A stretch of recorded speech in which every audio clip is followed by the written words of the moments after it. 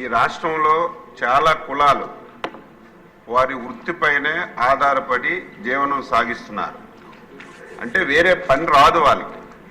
అందులో ప్రధానమైనటువంటిది మత్స్యకారులు. సుదీర్ఘమైనటువంటి తీర ప్రాంతం ఉంది.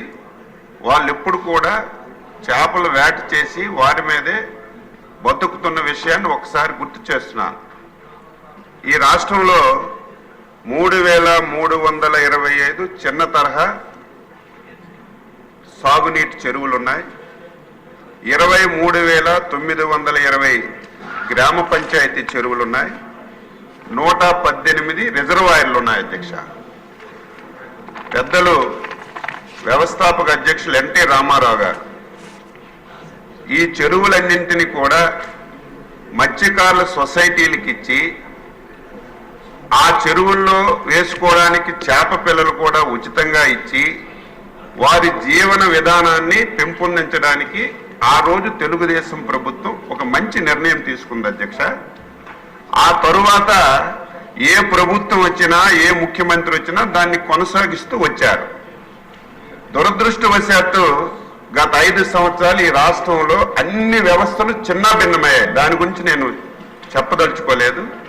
కానీ ఎవరైతే వారి వృత్తి మీద జీవనం సాగిస్తున్నారో అటువంటి వ్యవహారాన్ని కూడా విడిచిపెట్టకుండా దీన్ని కూడా ఈరోజు తీసుకోవాలని చెప్పి ఒక దుర్మార్గమైనటువంటి ఆలోచన చేసి 217 జీవో తీసుకొచ్చారు. ఈ జీవో సారాంశం ఏంటి?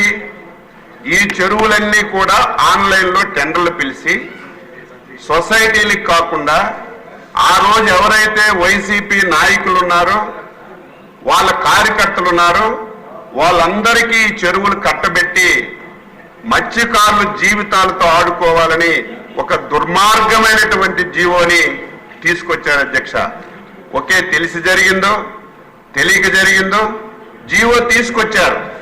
తీసుకొచ్చిన తర్వాత ఎంటైర్ మత్స్యకారులందరూ రోడ్డు మీదకి వచ్చారు. అధ్యక్ష, అన్ని రాజకీయ పార్టీలు ధర్నా చేశారు, దీక్షలు చేశారు.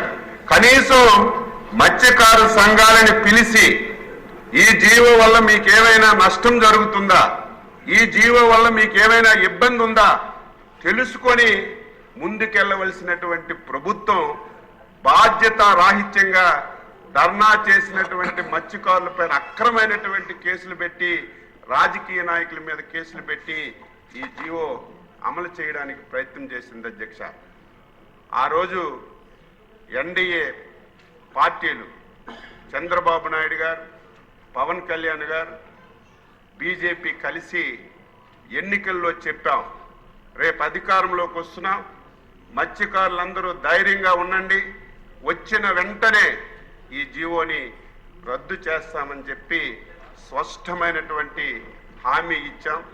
మా హామీని నమ్మారు.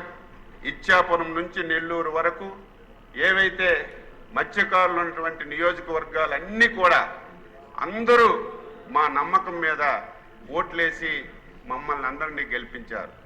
ఇచ్చిన మాట ప్రకారం ఈ జీవోని రద్దు చేయాలని చెప్పి ప్రభుత్వం నిర్ణయం చేసింది. ఈ నిర్ణయాన్ని రేపు వచ్చే క్యాబినెట్లో పెట్టి తప్పనిసరిగా ఈ జీవోని రద్దు చేస్తామని సభ్యులకి మత్స్యకారులందరికీ తెలియజేస్తున్నాను. రద్దు చేయడమే కాదు అధ్యక్ష, మళ్ళీ ఉచితంగా చేపలు ఇస్తాం. మళ్ళీ మీరు మత్స్య సంపద మీద మీ కుటుంబాలు బాగుపడడానికి, మీ పిల్లల భవిష్యత్తును బాగు చేయడానికి ఏవైతే 2014-19 మత్స్యకారులకు ఒక స్వర్ణయుగం లాగా ఇప్పుడే గౌరవ శాసనసభ్యులు చెప్పారు, వాళ్ళు ఇచ్చాం. వాళ్ళు ఏవైతే పట్టిన చేపలు నిల్వ చేసుకోవడానికి ఐస్ బాక్సులు ఇచ్చాం. అవి తీసుకెళ్లి మార్కెట్లు అమ్మడానికి 2 వీలర్స్ ఇచ్చాం, 4 వీలర్స్ ఇచ్చాం, కోల్డ్ స్టోరేజ్లు పెట్టాం.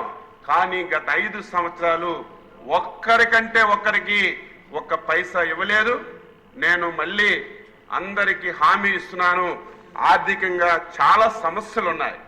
ఆ సమస్యలన్నీ కూడా అధిగమించి వీలైనంత తొందరగా మళ్ళీ ఆ పథకాలన్నీ కూడా పునరుద్ధరించి మత్స్యకారులంటే తెలుగుదేశం, తెలుగుదేశం అంటే మత్స్యకారులు, 42 సంవత్సరాల నుంచి ఈ పార్టీకి నమ్ముకున్నటువంటి కులం ఏదైనా ఉంది అంటే మత్స్యకారులు కాబట్టి వారికి అన్ని విధాల ఈ ప్రభుత్వం సహాయం చేస్తుందని స్పష్టంగా ఈ సభ ద్వారా అందరికీ హామీ ఇస్తూ ఈ అవకాశం ఇచ్చినటువంటి మీకు ధన్యవాదాలు తెలియజేస్తూ సెలవు తీసుకుంటున్నాం. Question number 85